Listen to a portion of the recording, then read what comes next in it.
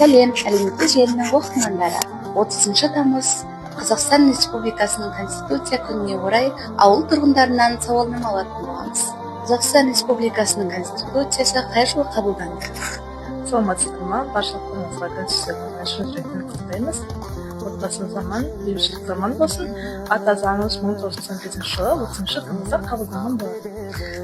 Ата заңымыз неше бөлімнен, неше баптан тұрады? Ата заңымыз 9 бөлімнен 8 баптан. Ата заң күнін қалай тойлар едіңіз? мерекелік іс-шаралармен, түрлі қызықты ойындармен, мерекелік концерттермен. Ата заңға қай жылдары өзгерістер енгізілді? Біріншіден, баршаңызды келіп жеткен 30 тамыз Конституция күнімен шын жүректен құттықтаймын. Барлықтарыңыздың отбасыларыңызға амандық, дендеріңізге саулық тілеймін.